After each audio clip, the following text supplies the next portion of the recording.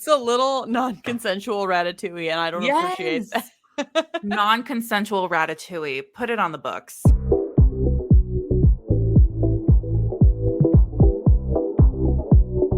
Hello. Oh, hi. Welcome to Say Smut, a literary podcast for readers and non-readers. That's Sarah, and last time I checked, she still loved books. I mean, I did have a reading slump, but yes, and that's Hope. She still loves talking, which is never in a slump. Mm-mm. Each episode, I break down the plots of some pretty wild books to Hope who has not read them. Oh my gosh, welcome back. Hi, everyone. We have new friends here, I think. Welcome. So I think Maybe. maybe welcome if you're not. But welcome to the newbies, to the oldies, to the 80s, 90s, and 2000s. and today. And today. For those of you guys who maybe have never met us, obviously we just did our intro, but like if you don't know how this works, I obviously read the books. Hope does not, but she does do some research I've told her to do that she doesn't know how it integrates into the book. And so you will at least, if you fry a few brain cells listening to us, hopefully you take something away from this podcast due to her research. Maybe. We'll We'll see. But what have we been doing in the meantime? What haven't we been doing in the meantime? Well, I am transitioning out of working full-time to working part-time. So that's what I've been doing is sleeping, mostly sleeping. Resting. That's the first thing I've been doing. The second thing is new hobby alert. I bought a sewing machine. Exciting. This past weekend. So I'm going to teach myself how to sew, and I'm very excited for that. The first thing I'm going to do is obviously make an apron, just like in junior high, which was what we learned to sew. Except I'm going to try and use a pattern, which I've never done before. And I'm just, I don't know. I don't have any specific goals. It just seemed like a fun thing to do. Just have fun. Yeah, why not? And then the last thing is that there's a very special new addition to my family, which is a big ass skeleton that's 8 feet tall in my front yard for Halloween. And I'm accepting name recommendations. Ooh. So that's what I've got going on. We'll post it on the socials and try and get some name recs, because how big is it? It's like it's 8 feet tall. It's 8 feet. So it's not like one of those 12-foot like Home Depot ones, but no, it's still it's tall. A shrimpy 8 foot tall. It's skeleton. A shrimpy 8 foot tall skeleton. Well, that's exciting. I'm so amped to see it in full action. You showed me a video of it like being assembled in your house, and I don't even know why you tried to assemble it in your house. I just assembled bits and pieces in my house. The terrifying news is that I didn't realize this until I opened the box, is that he has the ability to make noise.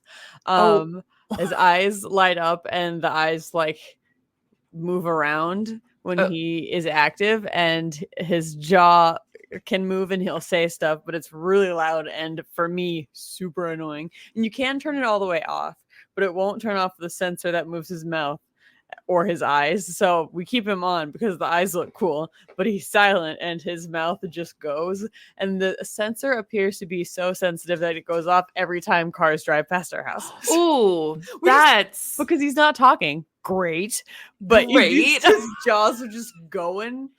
You need to put one of the certified yapper stickers we have on him. Yeah. And because he'd be yapping. Yapping. He's assembled. He's fully assembled in your yard. Yes. Okay. Yes. Send me an updated photo so I can post it to the socials. Amazing. In the meantime, when we had Moulin Rouge come to town, ooh, and I went and saw it in the Civic Center 3 times because I went with 3 different groups of people. But to be fair, like I got one of the tickets were a set of free tickets, and then the other tickets were majorly discounted. And so I practically saw it 3 times for the price of one. Yeah. But it was so good. Literally. You didn't have to justify it. You can go say it 3 times if you want to. You're right. Because I have big girl money. I have big girl money and I can spend it how I want to. Sometimes I still feel like I'm 17 and I'm like, hey mom, could I go do this? Like, hey, I'm thinking about taking a trip out of town. And then my mom will be like, okay, when you going? And I was like, well, like, is it okay? Do I, Like, do I have going out of permission to do town? this? Do I have permission to do this? No, but Moulin Rouge, insanely good. Like, Ooh. I can't recommend it enough. It's so different from the movie. And I went back and rewatched the movie, and it was not nearly as good as I remember it to be. But yeah. So then we also, the reason why I say I think we have quite a few more friends is we did our first live event. Woohoo! And we partnered with Wandering Raccoon Books in Grimes, Iowa, and we were able to hang out with them during Romance Bookstore Day. And so I got to meet some of you guys and chat with you about books. And it was so delightful. And we're just really grateful to Wandering Raccoon for having us. And gosh, it's the start of hopefully many more events. Yes. And we did it right during our hiatus when we were supposed to be taking a break. We were super chill the entire time. We totally know how to chill. Famously chill. Famously, iconically chill as women with extreme anxieties. But we also have a fun little announcement with our return. We are doing another giveaway. Ooh. So if you don't follow what am I saying? Wrong season. If you don't follow, I've been in several hobby and thrift stores, and they would all beg to differ. No, you're absolutely correct on that, because I spent a little too much time at Michael's, and they absolutely have their stuff up for the holiday season. Yes. But if you do not follow us on Instagram and TikTok, follow us at Say Smut Podcast.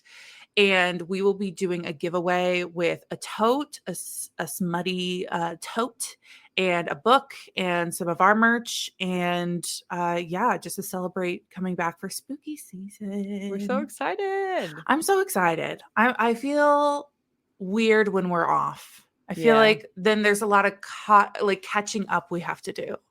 Exactly. A piece of me is missing when we're not here. Yeah. When I don't speak to you on the record for at least an hour minimum. But we should probably jump into today's book, because it is a TikTok favorite. It is a mammoth of a book. I shouldn't say a mammoth, but it's not like one of our little books. It's not like a small novella. It is like a 300 some page book. So we've got a lot to get to. And I'm going to forewarn people before we get into a lot here, because this book is described as a dark romantic comedy. Okay. So we're going to hit a lot of topics that are pretty nuanced and might be triggering for some, because it is about serial killers. So, but just so you know, it's a work of fiction. All the bad guys are the ones that suffer. So are you ready for the content warning? Because it is a list. Yes. And I want you to know this comes directly from the author. It comes directly from the book before you even get started. Okay. Awesome. Eyeballs and eye sockets. Sorry, should I tell us what the book is first? Because I haven't even announced it. We could consider it. Yeah. We're going to be reading the TikTok sensation of Butcher and Blackbird by Brynne Weaver. And yes.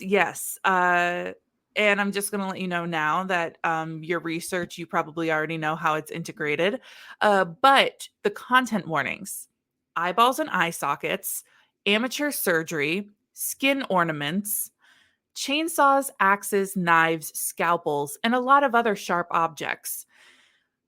Accidental cannibalism, not so accidental cannibalism, questionable use of a mummified corpse, lobotomized manservant, ill-advised use of kitchen implements. I'm sorry about the cookies and cream ice cream, but I'm not really. Detailed sex scenes, which include but are not limited to cock warming, rough sex, praise kink, anal, adult toys, choking, spitting, dom sub interactions, and genital piercings. References to parental neglect and child abuse, parental loss not depicted, one parent murdered, one parent passed in childbirth, references to child sexual assault not in detail, It's a book about serial killers, so there's generally some messed up murder and chaos. Now, for the sake of this podcast, I will not be getting in to a lot of that, okay? We don't even have the time to get in to all of that. The more serious, like when we talk about parental loss and sexual assault and stuff, I'm not even going to really address that part because it's a lot of backstory stuff that we already have a lot going on. I don't think I need to detail all the backstory for these characters. So if you want to know all that, hey, give the book a read. Give the book a read. Give the book a read. So this has a 4.1 on Storygraph. It has a 4.07 on Goodreads. And Sarah gave it a 3.75. Ooh. A little bit about our author, Brynne Weaver. This is from her website. So writing has always been a hobby for Brynne. Even as a young child, she loved typing out stories on her grandmother's typewriter. She wrote award-winning poetry and essays and dabbled in various forms of fiction over the years. In 2019, Brynne committed to publishing more of her works and released her first nonfiction book under her real name. She then began focusing on her first fantasy romance or romantasy series, The Diviner. Next up was the 3-part Shadow Realm paranormal romance, dark romance series. Brynne then partnered with the author Alexa Harlow on a contemporary dark romance, and Brynne aspires to write female-focused stories about complex, resilient, imperfect characters who struggle with anger, trauma, fear, courage, and love. I think my Alexa just went off. Shut up, Alexa. Thank you. Okay, on to our plot.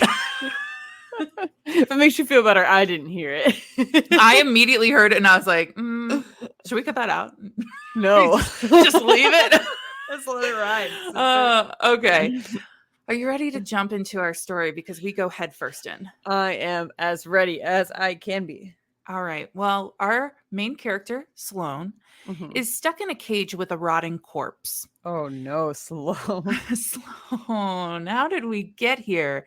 She's been stuck in this cage with her victim after she accidentally got locked in, and she's been there for at least 3 days. So she's coming to terms with her mortality. She's like chapped lips, very empty belly. I'm gonna die. Like. And you said she's in there with her victim? Yep, and it is very much rotting. I mean, the description is impeccable. I will give Brynne Weaver that much, you know. Kind of sounds like maybe Sloane got what she deserved there. Well, so she's a little delusional, and she's kind of calling out like to a higher being of some sort, being like, you know what? I get it. I repent for all my sins. Like, I'm sorry that this happened. And she hears a low, smooth Irish accent respond to her. And if I was Sloane in this moment, I'd think, is God Irish? Is God Irish? I have so many questions. That would be very interesting. Anyway, this man strolls up to the cage, and he is gorgeous. He's got short brown hair that's a little disheveled, like in a good way. And he's got this little sly smile with perfect teeth and like a little straight scar that cuts through his top like lip. And meanwhile, Sloane's like nasty. She's like her own feces is probably, I'm guessing, I would hair have ratted. to assume. Yeah. I mean, it's not a pretty look. But they're trying to like suss each other out of like, why are you here? Well, why are you here? Why are you in a cage with a dead boy? Like, well, what, how did you find my cage with my dead boy in it? Like just like a, what are you doing here? What are you doing here? You're being suspicious. No, you're being weird. You're weird. And he's like, well, I have to imagine that he's your victim because he's got the knife stuck in his neck. And he's like, where'd you get that knife? And she's like, Etsy.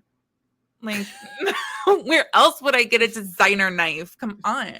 Duh. He introduces himself as Rowan, and he's like, but you might know me as the Boston Butcher. Oh. And she's like, gives him a blank look, and he goes, or the Massacre of Mass. And she kind of gives him a blank look, and he's like, or, you know, like the Ghost of the East Coast. And she like acts like she's never heard of any of these stage names. East Coast. And she totally has, but she's not going to give him the satisfaction of telling him that she knows who he is. And when he's about to leave, because he's like, you know what? Good luck. Good luck in your little cage. She finally concedes and gives him her name, the Orb Weaver. Oh. I think that this is a terrible name for so many reasons. But I guess like she has a thing with eyeballs. Oh. Like she stages scenes with eyeballs. So I have to imagine that's what that's about. Sure. Like an Those orb. are orbs. Yeah.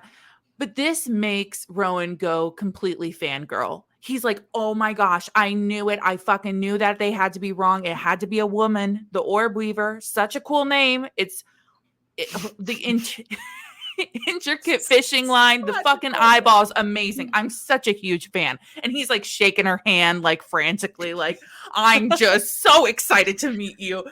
I love the idea that, well, I don't, because I don't love serial killers, but I like that in this world, serial killers are like an underground network of people who know of each other and are fans of each other. It's like celebrities, right? Like some of them have maybe met, but some of them haven't met. And then when they do meet, it's like oh my gosh, I've been watching your films since I was a little girl. I'm just such a big fan.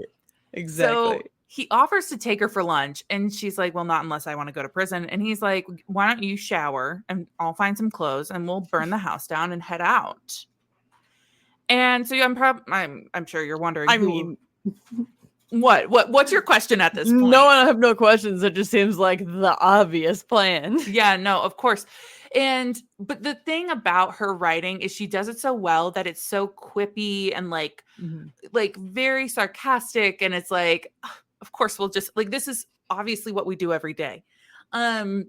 You're probably wondering who the victim was and who the dead guy in the cell is. Well, what you need to know is that he was a very bad guy and he did not deserve to live. So like most of the people that they will kill in this book are, sex offenders, people who are already murdering other people. So it's a very vigilante type of thing, right? So they're kind of being like Dexters. Will you please provide your research at this time? I would love to do that for you. Welcome to my report called Killers Inspiring Dexter Inspiring Killers. Oh my God. Inception. It'd be like that sometimes. So I have some trigger warnings for this as well. I think kind of obviously. I'm going to spare a lot of details, but my research will naturally reference death and murder and sort of catfishing and sort of kidnapping and sort of general violence. So please listen with care, or give my segment a little skip-a-doodle if you'd like to, and that's fine. And you can come back later. If you are like me, you shockingly have not read or watched Dexter. Yeah. And who knows if you even plan to. I don't. So I asked Google Gemini to please summarize the plot for my own sake and maybe for all of yours. Yeah, you are not going to watch all that for this podcast. Don't have the time. So I want to get started by explaining the premise of the show Dexter very briefly. If you, again, like me, haven't seen Dexter, it is a show that first aired on Showtime, which is based on a book series, which is from the 2000s. And it follows the life of this guy named Dexter Morgan, who is a forensic blood spatter analysis for the Miami Metro Police Department, which is funny because we kind of know now that blood spatter analysis is a bunch of phooey, but that's fine. Suspend your disbelief for the purposes of this book series / show. Behind his seemingly normal facade, Dexter is a secret serial killer who targets other murderers who have evaded justice, which I think is like pretty well known about the series and the show. Yeah. So it just kind of goes through all of Dexter's inner conflicts as he grapples with, his want to murder, but his want to not be a bad guy. He has a code of conduct that's called Code of Harry, which he learned from his adoptive father, a guy named Harry. I assume it was Harry. So it has all these like rules and make sure that he's only going to target people who deserve it. Sure. And then throughout the series, Dexter faces his challenges from various individuals, including like his sister, who's a police officer, and his girlfriend / his wife. I assume that means she starts as a girlfriend and becomes a wife, but having not read the series, Couldn't tell you. I don't think it's important. No. The series delves into all these like relationships and his moral dilemmas and the consequences of his actions, blah blah blah blah blah. And Sarah asked me not to explain the plot of Dexter for my research, but to research if there was anybody inspired by Dexter or if Dexter was inspired by anyone. And the answer is yes to both. I have to So imagine. Well, like I have to imagine the idea of like the vigilante, like serial killer of serial killers has to be like a real thing somewhere in the and universe. I mean, yeah, one could argue that like Batman is sort of like Dexter is kind of like Batman, but killing people. And like it's for justice, but you're still kind of doing crime. You know, Yeah, Batman's yeah, like yeah. getting people for justice, but is also still committing crime and probably killing civilians. It's like kind of Yeah. like that. So the trope definitely exists, but there is a real life human being that the show, well, the book series and then the show is based off of, and then the show has influenced a human being to also do bad Oh stuff. And God. so that's the flow. And I'm going to get into both of those cases, but first things first, we have to go to what I've labeled as BD, which is before Dexter. Oh gosh. And Okay. this is the case of Pedro Rodriguez Filho. Dexter, the book slash show, drew a lot of inspiration from this person. With the help of Wikipedia and a Medium article, I learned that Pedro Rodriguez Filho, aka Pedrino Matador, which translates to Little Pedro the Killer, Oh God. was convicted of 71 homicides in the 70s and spent 41 years in jail. A very interesting person. According to Wikipedia, he committed some of his first crimes, shooting a man for firing his dad and shooting Oh God. a guard at his school for accusing him of stealing. And both of those things occurred at the age of 14. Whoa. I don't think those people died, but I Okay. don't think it really matters. At this point, Pedro ran away and got involved in all kinds of crime, Okay. murder. Got A it. lot happened. He didn't start doing vigilante murders until the murder of his own pregnant girlfriend a few years later, which is very sad. So Oh. he has claimed to have killed up to 100 drug dealers and murderers and rapists, including the rival gang who was involved in his girlfriend's death. And he was arrested for doing all of those things in 1973 at the age of 18. Okay. So that's crazy. Yeah. He was eventually released, and upon release, he renounced his vigilante justice and he promised to be crime free. And then he began a YouTube channel where he, quote, commented on modern crimes, campaigned against gang violence, and emphasized the importance of not glorifying criminal acts. Hmm. Unfortunately, he died last year in what was suspected to be a revenge shooting at the age of 68. So So he that's, had his own YouTube channel? yeah. That's wild. Yeah, he like reformed, came out, and then had this YouTube channel where he would talk about all of these different issues and campaign against gang violence. Well, I mean, look, We're here, maybe it's we're here his for reform. penance. I don't know. Whatever you need to do, I guess. Yes. So in general, the like influence into Dexter is the idea of going after criminals doing bad stuff. Mhm. That was influenced by this. We now shift into what I call DD, which is during Dexter. And we're going to Okay. talk about Mark Twitchell, who is called the Dexter Killer. For information on this case, I watched and listened to a 48 hours called Inside the Mind of Mark Ooh. Twitchell, the Dexter Killer. So thank you so much to CBS for that. It was a fascinating watch. This guy is from Canada, Mark. He was an aspiring filmmaker. I am using big air quotes.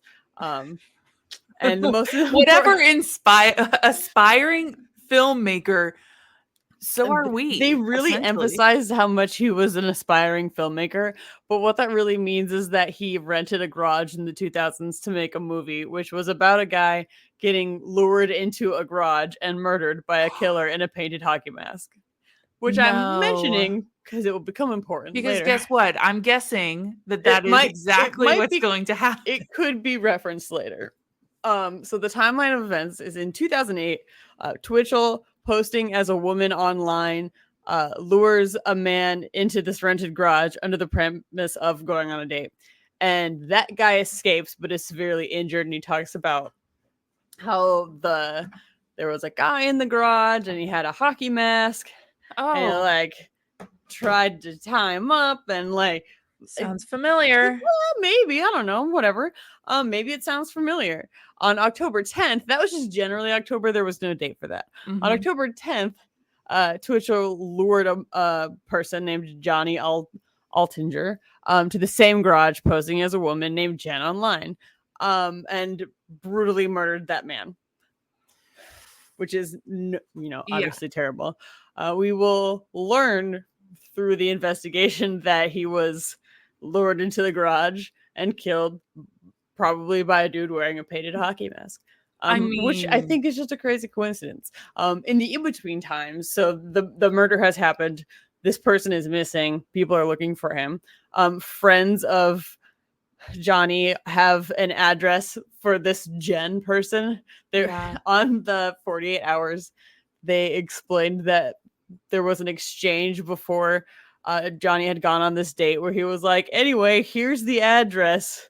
So if something goes wrong, you know where I am, which only reinforces that fear for me. Oh, yeah. Because, then this did actually happen. But all of his friends, gave that address to police, and then police came by the garage and found Twitchell, who was like, welcome to my movie set. As you can see, I filmed a murder movie in here, which is true because he did make this movie.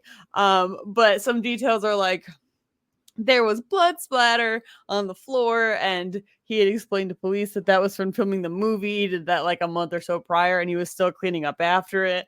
But investigators would eventually go on to ask somebody who was involved in the movie if there was a lot of blood splatter during the filming, and he would say, no, there was none. Oh, so that's not good. Things like that. We don't like it. It's not good. Let me see here. So eventually Twitchell, like, police came, they had this interaction, they left because I don't think they had like a full cause to arrest him. Eventually Twitchell calls the police up back randomly and is like, oh, by the way, I recently acquired this car off just a random guy who came up to me and was like, I don't need this car anymore. My girlfriend's buying me a new one, and I have to sell this one. I'll take whatever you have. And he had $40. And I have no idea why he came up with that story and told it. But the car in question gets found by police and is connected to be Johnny's car. Oh my god! So like, then they really got to go in and investigate the garage. Anyway, on October 31st, Twish was arrested after police find evidence linking him to the crimes. Among these discoveries is a document called the SK Confessions, which was found deleted on his computer. And I would love for you to guess what SK in SK Confessions stood for. I imagine it's the victim's name, or it's the guy's name. Oh, no, because of course SK Confessions is for Serial Killer Confessions. Shut up. Like, this guy can't, like, I'm trying to think harder about it than it was. Sorry. Yeah, no. This read like a diary, and it was very Dexter coded and super edgy, and like, this is the story of my progression into becoming a serial killer. Ew. And like, like, it's like they want self-importance though. Like, yes, it's baffling. It's a lot. And it includes details of the murder, including that he lured this guy into a garage and murdered him. Sound familiar? Of course it does. It matches the plot of the movie and the attempt on the first man's life, and would prove to be the details of this man's murder. So important to note that Dexter is on air at this time. Like, Dexter exists already. Keep that in the back of your mind. In November of 2009, Twitchell was charged with first-degree murder in the death of Johnny Altinger, and in December he pled guilty to second-degree murder. And in February of the following year, he was sentenced to life in prison with no chance of parole for 10 years. So, similarities here. I don't remember this being covered in the news, but in 2009 and 10, I was in high school, so I don't know why I would anyway. This man had a full Dexter style quote kill room, which is sort of what I know vaguely about Dexter. Is like in this garage he had plastic sheeting and like a table and like a game processing kit of tools like for hunting, but for people, and a bunch of different stuff that like Dexter, I assume, has in his little place. So this guy also wrote constantly on Facebook and also sort of cosplayed as Dexter on Facebook. So was always making comments on his Facebook about Dexter and how much he liked Dexter and how much he related to Dexter. And also sort of post pictures like Dexter. The 48 Hours had an interesting interview with a friend that this guy had made on Facebook, through their like shared love of Dexter. But at one point in time, he scared this woman away by saying that he'd done something that had, quote, crossed the line and that he kind of liked it, and then didn't get into specifics. And she was like, I assume that means murder. Like weird. Yeah. All of that's where the ties to Dexter end, though, because the major and important thing to emphasize is, well, first of all, it's like not cool to kill people, even though you think you're right for it. None of the people we've mentioned, well, sorry, I guess just Twitchell, didn't kill explicitly bad people. And in fact, Twitchell pretty specifically killed and lured and attempted to kill unsuspecting people on dating apps. So not like Dexter, not cool. No, but I vaguely remember, because I consume a lot of true crime content, Well, sure. and I vaguely remember listening to some podcast about this, and it's just so devastating because it's like where we go for dates now is online. And like this, like you said, when you text somebody like, here's the name or the address that I'm going to, like, just in case, and you're thinking, I'm not going to be the one in the million that this happens to, and it is. Surely I won't get murdered, especially if I say out loud, here's the address in case something bad happens to me. And that's on meeting people in public. Yeah. Oh gosh. So, sorry, I didn't mean for that to sound victim blaming, but just like, it's all as somebody spooky. who's also done that, I've met people in private places and I've thought back and been like, why did I do that? But just for everyone's safety, please don't. Please don't do it. Anyway, that's my whole research. So thank you so much again to Google Gemini for helping me really understand Dexter without having to watch it or read it. The 48 Hours Inside the Mind of Mark Twitchell, the Dexter killer, Analdo Agency, and Medium. I thanked Google Gemini here twice because I was so thankful about how much they helped. So I guess thanks, AI. Thank you again, AI. And that's my research. And we need to stay nice to AI in case it ever comes and turns on us. To turn on us.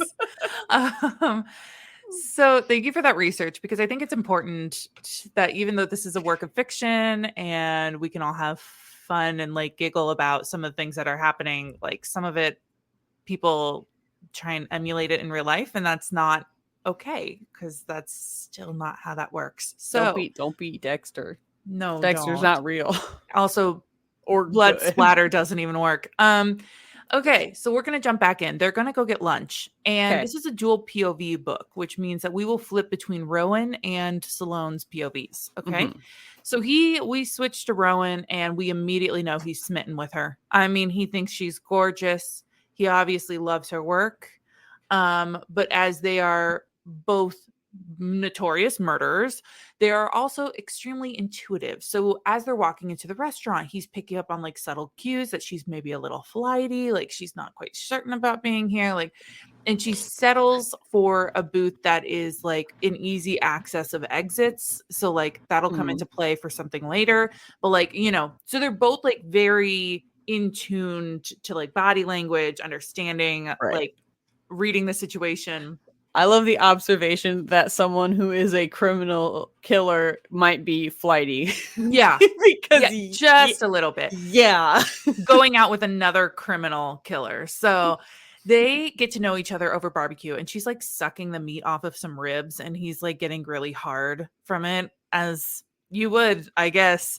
It's not really important except for you to understand the title of this book. He's obviously has the name Butcher, which Uh-huh. is one of his stage names. And she does not have that name, but he likes to call her Blackbird. He's like, I don't understand why we can't call you Blackbird because your raven hair, and like she was singing when she was in the cell, and like she's a little flighty, and like so he starts as a pet name calling her Blackbird. I Okay. can already I have a suspicion of which of the two of these people, if it involves the two of these people, may do cannibalism on purpose, and which of these people of the two of these people may do cannibalism on accident. Ooh, that's an interesting take of what's going to happen. I'm already going to tell you you're wrong. Okay, well, never mind that.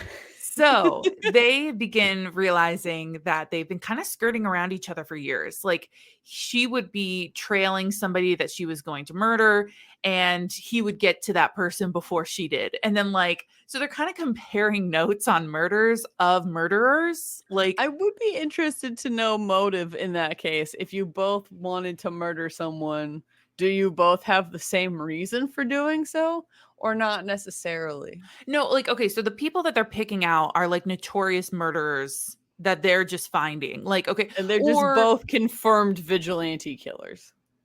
kind of okay, so kind of, but like so they both know that the other one is killing murderers, right? Uh-huh, Like uh-huh. it's not a secret, Right. but like she might find a guy who's trying to pick up young children on the internet and she'll murder him, and like she's been tailing him for like 6 months and Sure. whatever, right?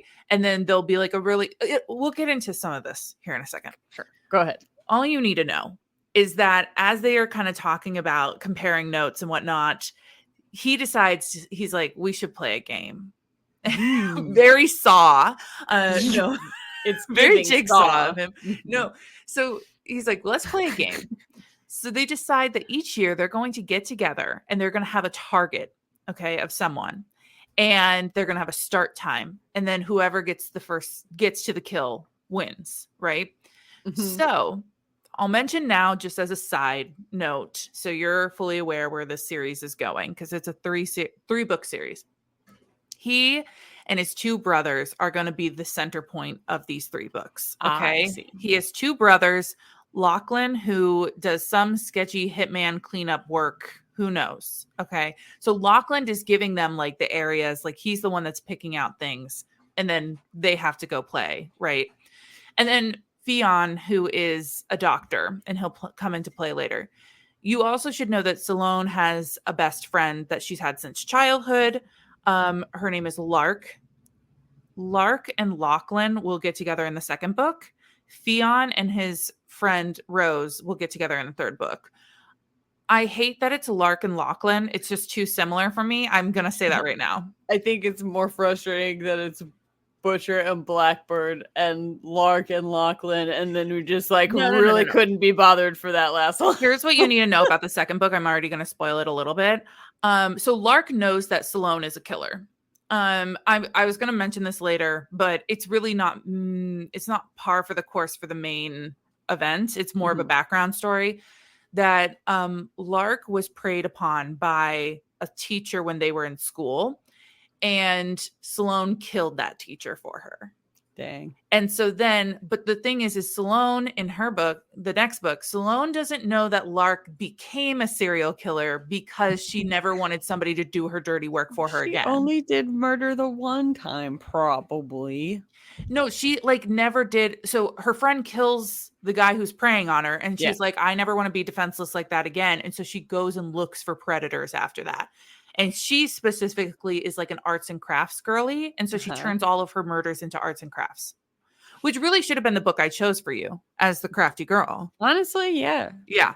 But her book is Lark and Leather, because Lachlan does a bunch of leather work. Like that's his like daytime job, is he's like a leather worker. I don't know. Not important. It's like how in Magic Mike, they're doing Magic Mike, but on the side, Channing Tatum makes furniture like that. Yeah, sure.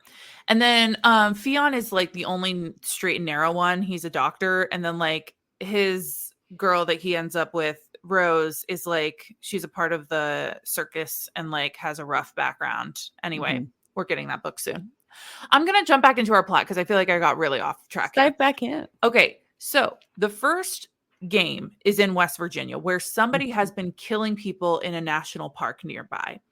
And they're going, so they both go to the inn and they're staying in rooms next door to each other and they're trying to suss out who their predator is. They're kind of know maybe it could be this person or that person. So they're trying to decide who it is before obviously they act. They're not just going to kill somebody. Right.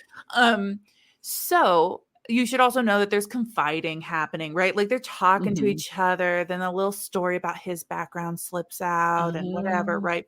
And like, of course, there's one night where she comes out all dressed up and he's like, where are you going? And she's like, I'm just going to go out. And he's like, you have a date tonight? Well, what he doesn't know is that she's sussing out somebody who she thinks. But he gets all nervous, right? He's all like, oh my gosh, where's she going? Like, it's not safe for her out there. And I want to be like, dude, she's been killing longer than you. First of all, you're both murderers. She can stand up for herself. So he's like kind of huffing and going around all night being like, oh, where is she at? Like he's trying to like distract himself. And then he hears like a little noise, like a little music in the door, like room next door. And he's like, oh, she's back in her room. And then the music stops. And then there's a bed that creaks. And then there's a buzzing sound. And then there's some moaning. And he's got his ear to the wall. And he's like low-key creeping because he's like, this woman's masturbating next door. Because, by the way, she reads spicy books because, of course, she has to. Obviously. And he's listening against the wall when he hears another noise. And he kind of skirts down the wall. And he's listening. And then he realizes that he can hear like kind of a shuffle. And then he hears a man say, yes, baby, just like that.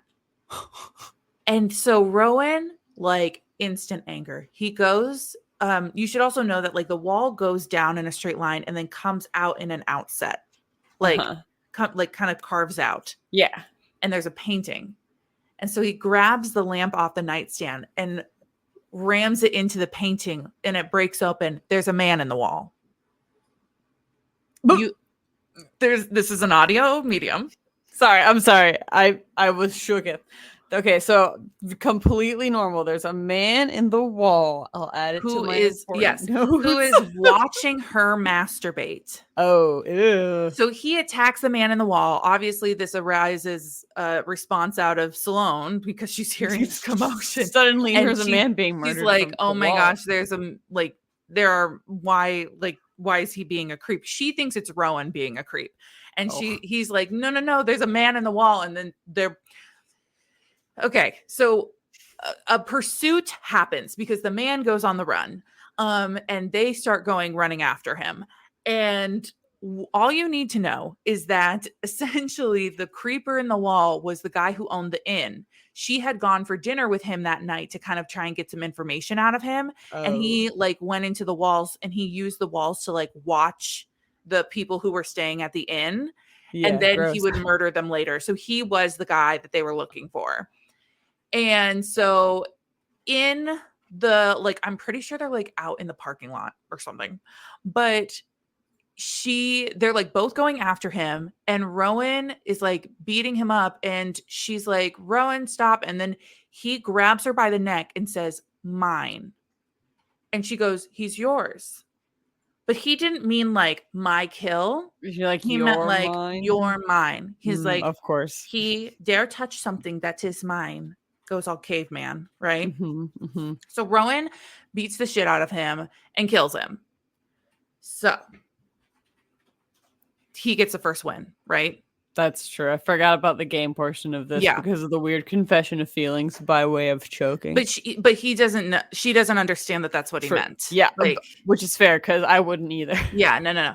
Plus, there's a lovely scene after the beat up altercation moment where Sloane kind of fixes up Rowan since he got a little scuffed up in the altercation.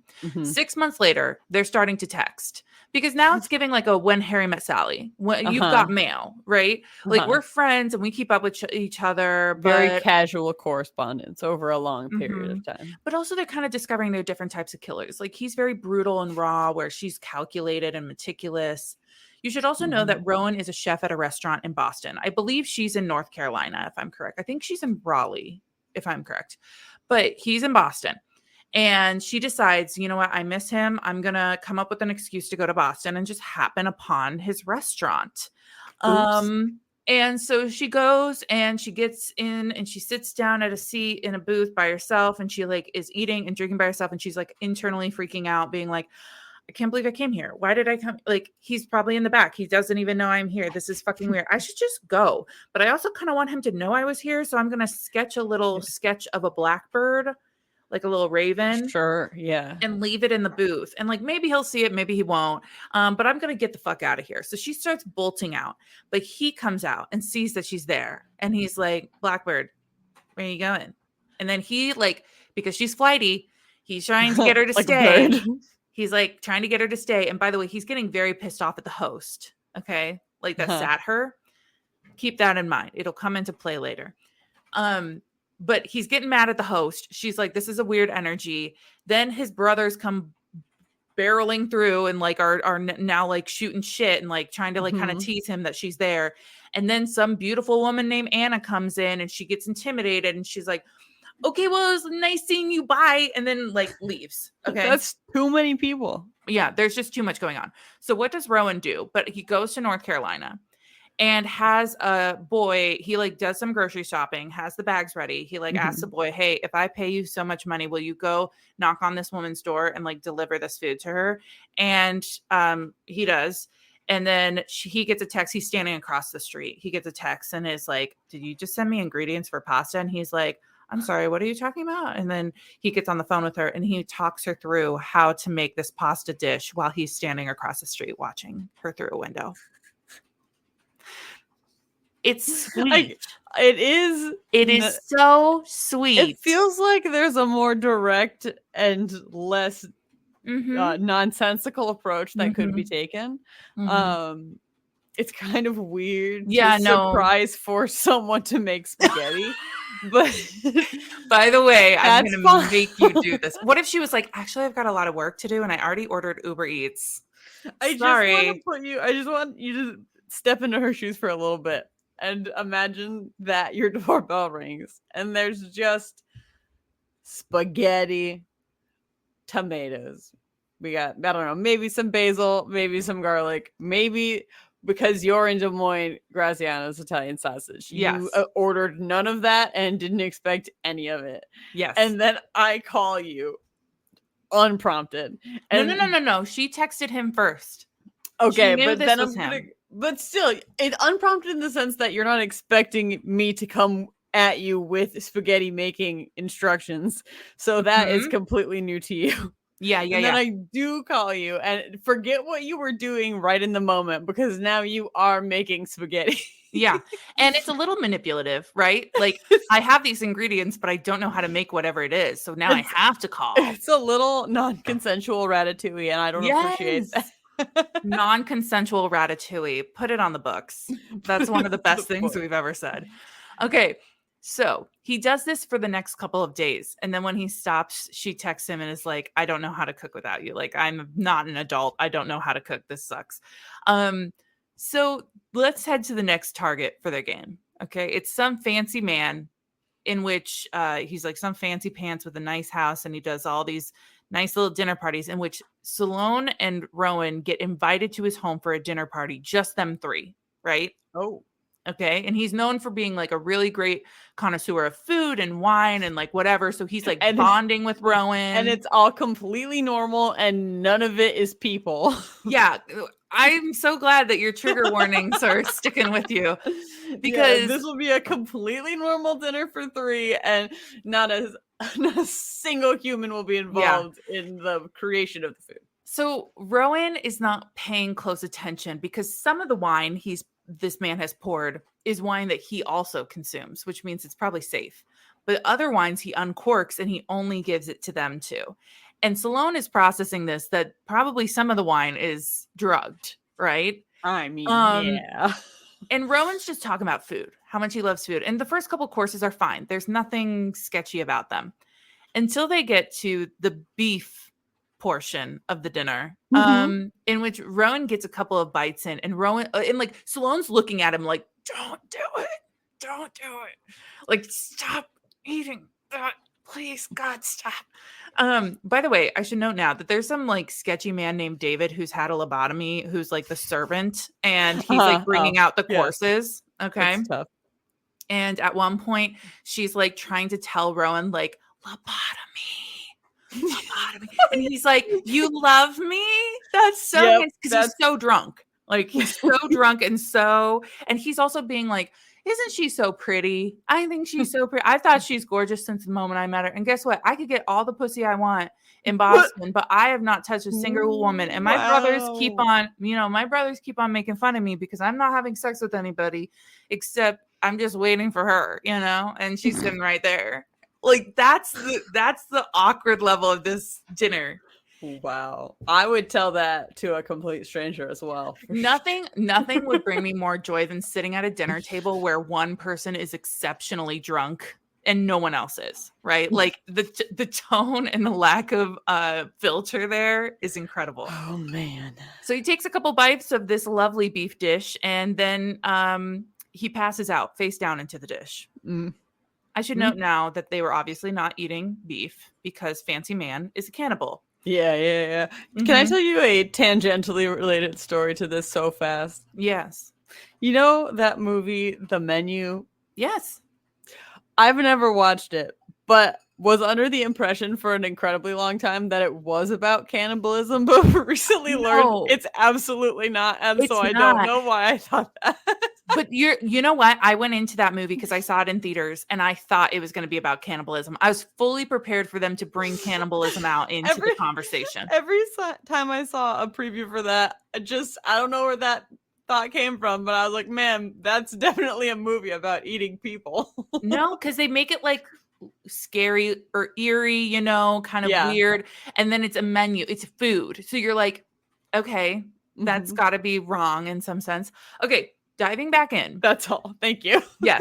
Diving back in, there's an altercation that ensues. And then there's, needless to say, like Sloane kills Fancy Man. And then Rowan comes to and he's throwing up. And she's telling him he ate a person. So he throws up more. And then she actually like only like cut his vocal cord and then like kept him alive for a while longer or something. And then like, I don't remember all of the details. That's tough. But she does like to keep them alive for a while and like fuck with them a little bit. And then she kills them. So then they're cleaning up and they find David in the kitchen, lobotomy David in the kitchen. And he's just sitting there eating ice cream. And they're like, we should probably be done with the food tonight, David. And so they pull away the carton from his hands and they read the ingredients. And it is cream, sugar, semen milked from April 10th to April 13th. No. Why would you do that to our good friend Lobotomy David? Oh, our good friend Lobotomy David. Why would you do this to Lobotomy David? We'll talk more about Lobotomy David later. But she's like, that's an interesting substitute for salt. It is. She convinces Rowan to hire David on at the restaurant. Because she's like, this man probably has nowhere to go. Clearly, the fucked up fancy man didn't like, he takes these people in, he makes them victims. Like, this man doesn't speak, he's mute, like, whatever, right? Lobotomy David can cut carrots. That's sure. Lobotomy David can do dishes or be a busboy. It's totally fine. So there's a side plot, as I mentioned, where she killed the teacher when they were back in school for her friend. Yes. It's like a huge backstory to like how she became a killer. Not important. I'm going to move on. Okay.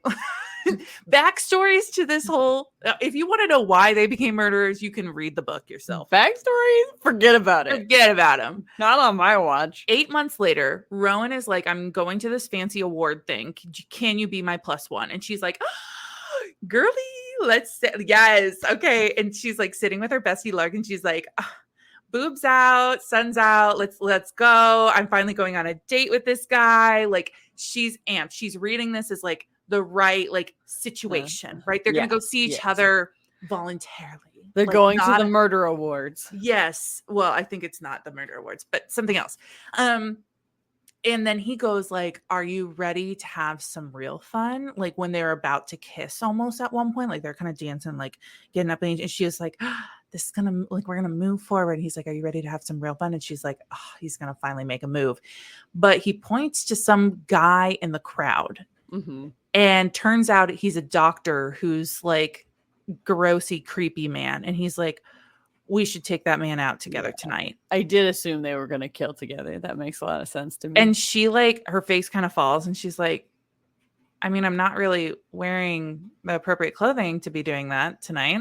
And he's like, "I just thought it'd be fun, you know, like I just thought it'd be fun. I was really looking forward. I knew he was going to be here tonight." And she then is like, "You only wanted to bring me so we could kill somebody." Like she's like, "Oh, that's not where I thought this was going." Oh, my and then boobs are out. I'm not here for murder. Yeah, and then he then reads that she's disappointed and then understands how she understood it and then was like, "Oh, so you're like actually here to be with me."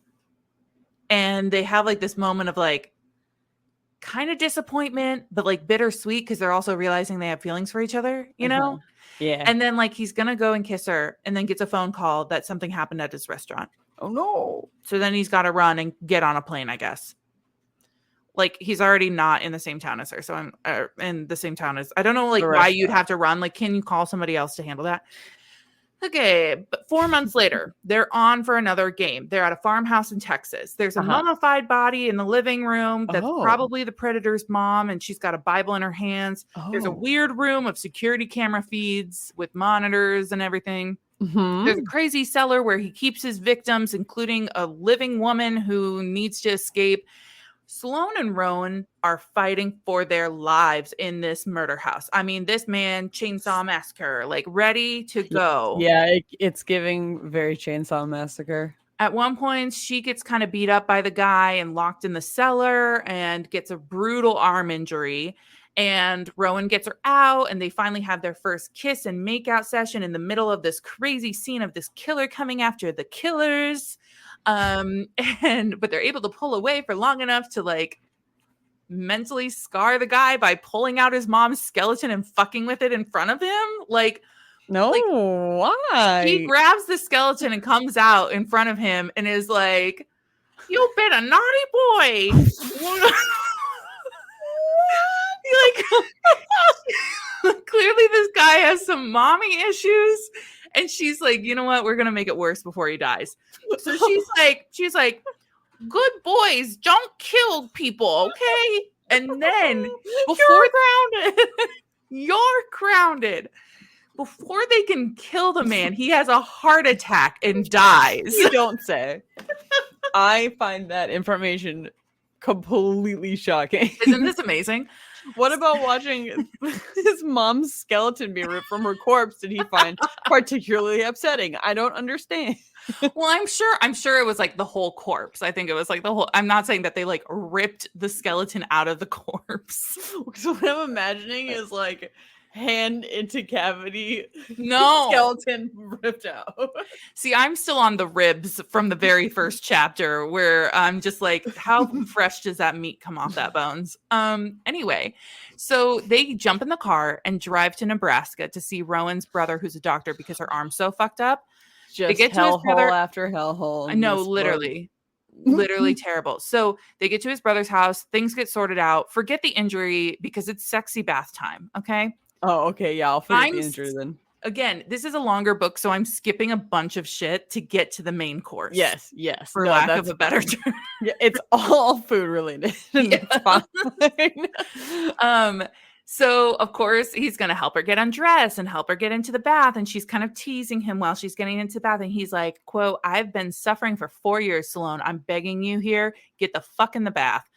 And he then confesses that he also remembers what he said at the fancy dinner party, because at one point she was kind of banking on the fact that he was so drunk and drugged that he wouldn't remember like calling her beautiful and saying that he's been waiting for her and yada yada. And they finally stop beating around the bush and admit that they have feelings and that they've been like pretty much dancing around each other for 4 years now. That's such a long time. Yeah. You could just talk to each other. Yeah. So you should also note that the very first time they went for lunch, she didn't have a bra on and he could see her tits. And his internal dialogue was just saying, no bra, no bra, no bra, boobies out, no bra. And Incredible. so now he's seeing her without a bra again. She's got her nipples pierced. Oh, surprise. Well, it's been 4 years. Surprise. And he's like, that wasn't there last time. That wasn't there last time. I know that for a fact. And while she's in the bath, they start getting a little frisky, and he puts his hand under the water, and he's downstairs, and I want you to know I just wiggled my fingers at home. He's downstairs, and she's got a piercing down there too. She's got a couple of them. Brave. So brave. I could never be that brave. No. It literally makes me want to squeeze everything. No, me too. It makes my whole body clench in terror and preemptive pain. I clench in terror constantly. No, it's so hard for me to read this book because as empowering as it is to be like, yes, get everything pierced, pierce what you want. Yeah, definitely. I'm like, but I can't physically. I physically can't, just for me. Yeah, no, me too. So, he finally is like, oh, that does it for me. Get out of the bathtub. We're fucking right now. We're doing it. So he makes her show all the piercings and explain why she got them. Mm-hmm. And one of the main things she says, obviously, is that she was like, it hurt a lot to get her clitoris pierced. But she was it's been easier to hit climax since she got it done. So that was like very informative, very good, positive sex stuff. He's like, pick a safe word. She's like, chainsaw. And then she's classic like, murderer stuff. Yeah. And he's like, you know what? We've got 4 years to make up for it. And now the following scene that happens is them having a lot of rough sex because he's a talker and he's a little bit of a dom, and she's got a lot of piercings to play with. And I'm going to let you know right now that he finishes inside her, goes down on her, obtains the excess in his mouth, and then spits it back in her mouth, baby bird style, and makes her swallow it. I giggle because I'm uncomfortable. You know, that's who hasn't done all of those things. I giggle because I giggle because it's just funny for me to like sit on the outside and be like, like I'm sure in the moment it's like crazy sexy or whatever, but I'm like, if a guy tried doing that to me, I'd be like, put that back in, like just stop that. Go put that where it should be. It's a lot of steps. It's a lot of steps to that process. And the important part, though, is that gets off the bed and she sees his back, and it's got a massive tattoo of a raven. Oh. It's the same raven she drew and left on the table. Oh, so he did find that? Yeah, because also people kept on trying to go and clean up the table after she left, and he was yelling at the hostess, and then he turned and he would yell and be like, no one touch that fucking table. Like, because he wanted no one to touch it. He wanted to like clean up after her. Fascinating. So he found the drawing. I was gonna say not creepy, but it wouldn't even matter if it was creepy because, like, of course, because we're all murderers here. So I don't know what I was thinking. Continue. So she is like, "Why'd you get that as a tattoo?" And he then decides to use a toy inside of her as he has sex with her ass and explains the story of why he got the tattoo. It's the only way he could come. Yeah, no. So then things move really fast, and I'm going to go really quickly through them because this is where I thought the story was concluding. Okay. No, we have 4 years of catching up to do, and it's all going to happen right now. Here's what I'll say about this series. As much as there was a lot of things I enjoyed about it, I didn't feel like this was the strongest book because the plot, I just kept on thinking, when is the end? You know, like I can't quite tell when we're finishing this storyline. So she goes to Boston for a while. Turns out he was pissed the day she came in because he was getting mad at that hostess because she has a standing reservation at a table he picked out for her because it's got access to the exits.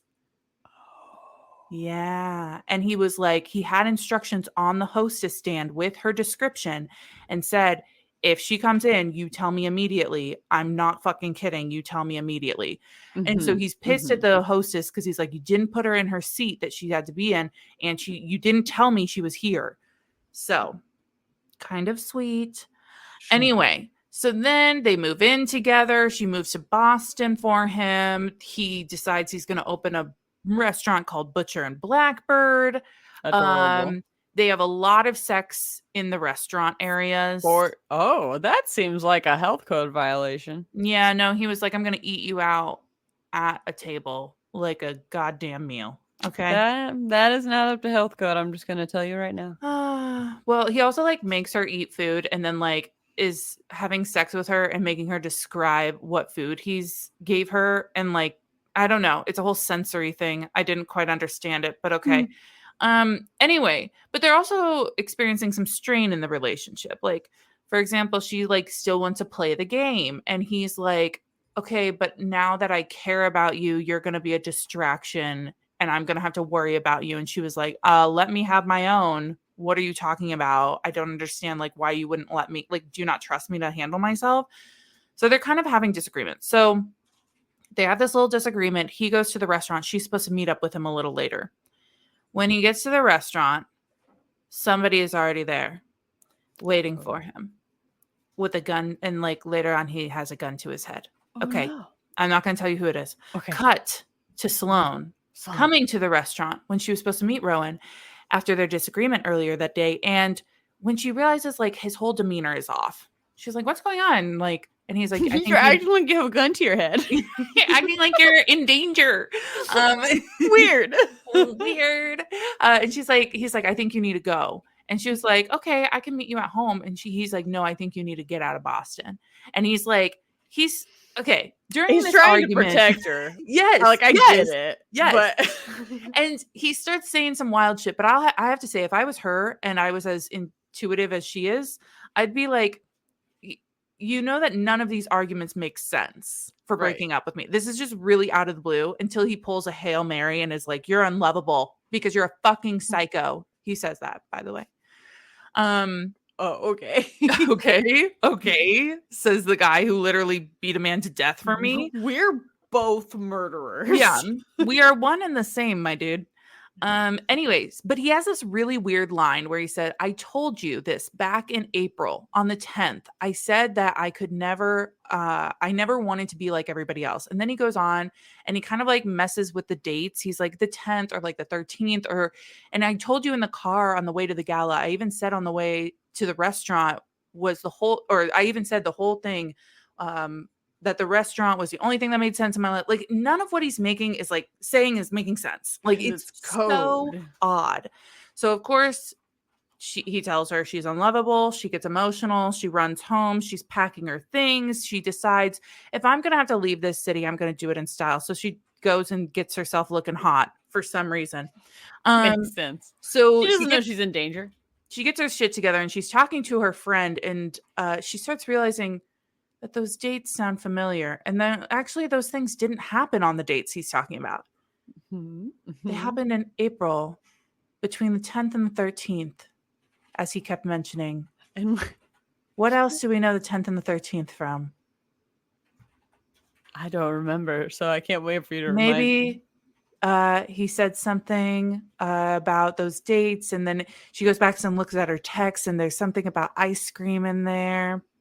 The semen ice cream? Semen was milked between April 10th and 13th. I just didn't even think that detail was worth remembering. I'm sure you didn't, because I didn't either when I first read this.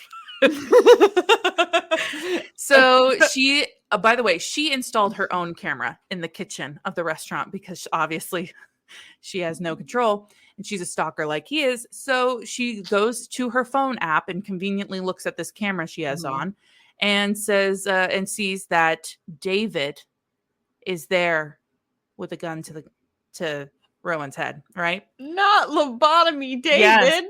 So cut back to Rowan. David is like taunting Rowan and pretty much being like, obviously he only said those things so that she would get out and not be in danger anymore.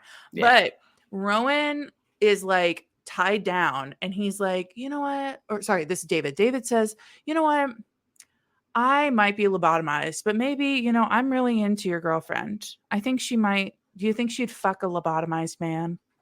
Like, Also, he got into cannibalism too. He got a taste for it. I should also Why note not? now that he was never actually a servant. And some, like, again, I feel like this was the plot line that we just kind of came up with out of thin air, that we're like, we should just make this happen. So he was his own serial killer, and he befriended the fancy guy. Okay. Uh-huh. And Because all serial killers know each other. he played a part as his servant that night that was supposed to act dumb. Oh. I don't know. I don't quite understand how that all played a role, but essentially he's targeting Rowan and Sloane because he knew that they would eventually come for him as a serial killer. I don't know. The whole thing is fucking weird. So she rolls up and she's like, "Oh, David, this is so disappointing. Like, I really was rooting for you. Like, what's this all about?" So clearly he's like, Rowan's like, "I need you to get out of here. You need to get out of here. He's dangerous." And Rowan says, quote, "He's going to do brutal things to you, Sloane." And she says, quote, "Oh, you mean like maybe he'll wax poetic while pounding bald steep in my ass? Is that the kind of thing you're thinking of? I think I've proven I can handle that." Wow. Wow. Good for her. The best part is obviously like David, she's like, "David, will you take this gun for me? Like, this is really unnecessary." And he like goes for the gun and she shanks him. And she was like, "I'm not really a gun person, really that lacks finesse. I like," and then she kills him. I'm Okay. a cool murderer who uses Yeah. knives. Sloane and Rowan then have a very hilarious fight. And it reminds me of like if a couple who were really frustrated with each other, like one of them forgot to pick up the milk and the other one was like on their last leg and they're like, "I'm gonna kill you, but also I love you too much. But like also you're a fucking idiot right now." And he's like, honey, Blackbird, I need a doctor." And she was like, "Oh, do you?" And he's like, "Or I could just bleed out right here. You know, whatever you think is best." Like he knows he's in the wrong. And he's like, "Sure, I'll just go with it." So they do make up. He apologizes for calling her unlovable. The next chapter immediately cuts to them having a quickie where she fingers his asshole while she's going down on him, as you do. Then we cut to another chapter, and it's like the lovely end of our book where he proposes to her by putting a ring in a In an guy's eyeball. eye hole. Yay! I did it! I wrote the book. You wrote the book. That is hilarious. Incredible. No, that is our story. Oh, How do you feel after that? well, great now. I really want ice cream. First of all, ice cream, you scream. We all scream for all scream ice for cream ice with cream. semen in it. Oy. No, it's look, I really like the second one a little better. The plot's a little more fleshed out, in my opinion. And there's a little, I don't know if there's more spice, I would say, but it's very creative. Here's what I'll give the author. It's very funny. It's great banter, witty. I listened to the audiobooks, so they were really fun because they had like, you know, the Irish narrators. Oh, and yeah, nice. I do think that the first book has some problems with the audio narrator because I think he was accused of some bad stuff. So yeah, kind of disappointing. But the second book does not have the same audio narrator. Yeah, still Irish. So if you want to listen to some hot Irish voice acting, that's what you need to do. But as far as diversity goes, I don't really think we had, other than like an Irish immigrant, I don't think we had much diversity. No, we had a lot of diversity in the ways we killed people. Yes, we sure did. So that's pretty nice. So what would you give the plot then? I would give the plot a 3.5. In my head, I was going to do a 3.5 too. Oh my gosh. Crazy. In my head, and I know this is not at all in the book, and it's just something I've invented to add a little pizzazz to the plot in my head. But in my head, it's kind of like in John Wick, where there's that one hotel where nobody can kill each other and everyone's like murderers and criminals. That's in my head thing I've established for all of the murderers in this book, and I think that's fun. So that's very fun. I am excited for the next one to come out because like even the second book had she was obviously a serial killer, and then he was like a cleanup crew kind of guy. So he dealt with the rough and tumble. So I really hope that the third one gives us some, like, yes, they're both fucked up. They can both be fucked up, but don't give me two other murderers again. You know what I mean? Like, just give me some decent person. I don't want to say decent, but you know what I mean? Like somebody who doesn't necessarily murder people on the reg. Yeah, make them both fucked up. Make He's them a both just doctor fucked and up. He's a she works doctor in and- the news. No, she works at the circus. Did you not listen? No, I to know me? that. I was just thinking of other professions that would make you be fucked up. Oh well, I mean, yeah, we'd know that. Okay. I give it a 3.5 for plot 2. Smut, I'm giving it a 4. What are you gonna give it? Okay. Yeah, I'm good with a 4 too. I would also give it a 4. Okay, and then Yeah. you have any thoughts or you want to elaborate I on just that? thought there was a nice. I liked to see kind of a more equal effort on pleasing everybody, both sides. Some trying some fun new things, fingers and holes and all that jazz. Mhm. That was pretty cool. We don't Yeah, always get that kind of a mix up, yeah, and so yeah, good. That's great. yeah. Obviously, it wanted to be a little edgy, a little different. These are two really fucked up and passionate people, clearly. Okay, I have the Butcher and Blackbird art in there for you for the cover art. Would Yay! you mind briefly explaining that to us? I would love to. So we're working. This is black background, pink accents on everything. It says at the very top, the Ruinous Love Trilogy, and then there's birds holding up like a little banner that says a butcher, and then there's another banner that says Blackbird under it, and there's like a skull and some crossbones and some more birds and a chainsaw and a butcher knife and even more skulls. And then you can see, and this is all kind of like silhouette-y. There's like a cityscape kind of towards the bottom, and you can see presumably our two main characters up on the roof together, maybe just getting ready to kiss. And it's by Brynne Weaver, and it's a really cute little cover. I think it's cute. I gave it a 4. Yes, I would give it a 4 too, because like I guess the alternative would be, I don't know, blood splatter. Yeah. Give me a very basic, like hot man on a cover looking anguished. Like buff and covered in blood. Yeah. So that puts us both at 76.6%. Oh. What's your say smut or what? Yeah, say smut moment. I guess come ice cream. I just mostly because I mean, granted, we don't go through every single detail of the book, but it just kind of felt like a weird thing that was completely unrelated to most of the book. Like, it didn't need to be. Its relevance I found confusing. So I will say that, like, obviously it ties back into the dates at the very end, right? And how he gives her a code. And I'll say this, there was a lot of details I left out because this is a very like kind of action-packed book of small situations that they get themselves into that are kind of crazy, and they're very funny, and they ricochet jokes off of each other. So like I think that it made more sense in the moment, but it was there for the shock factor too, right? A lot of this book was shock factor, and I think that's why a lot of people liked it, was because you really couldn't tell what they were going to do next or deal with next. And so yeah, I'd agree. The ice cream's obviously one that everybody refers to when they think about this book. I'd say like him, obviously the sex I think was a good, like, I don't know, it was different. It was something different. But I do think him pounding her in the ass while while telling her why he got a tattoo for her was a little wild. Because like, so the story is something like this. So it goes a little like this. But and also I have to say, they have quite a few like, you know, little sex scenes after they finally have sex. But I think what frustrates me is that this was supposed to be such a smutty book, but we only got smut for like the last like 60 to 70 pages. And I'm like, okay, so the first 250 pages really gave me nothing. Yeah, really made us feel like we had to wait 4 years. Yeah, really, we waited 4 years with you with that. Okay. We all felt it. Any other say smut moments? Oh, yeah.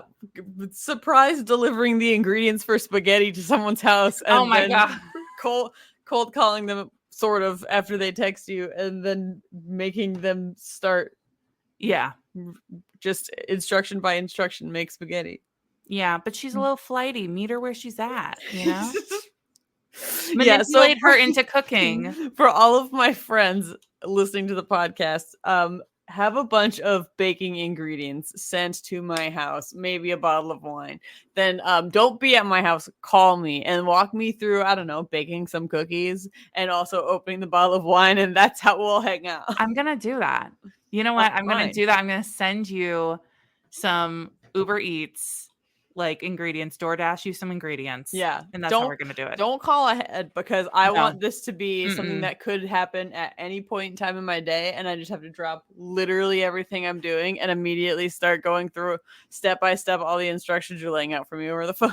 You know that you've asked for this now, and it's gonna happen at some point. I know, but it actually can't. I'm about to be working a little bit more in the next 3 weeks. No. Before I go back to being part-time. But after that, you go right ahead. Okay. Well, spaghetti me whenever you want. Spaghetti anytime you want. Okay. Well, thank you so much for listening, everyone. That was our book. You can find us, if you so choose, on TikTok or Instagram at Say Smut Podcast. Remember, we're doing the giveaway. Enter that. Additionally, we'd love to hear book recommendations. We do have a couple from you guys that we're going to have on the roster, and send those our way via email at saysmutpodcast@gmail.com. Also, pop us a rating, review on the podcast platform of your choosing. Otherwise, look, stay smutty. Stay smutty.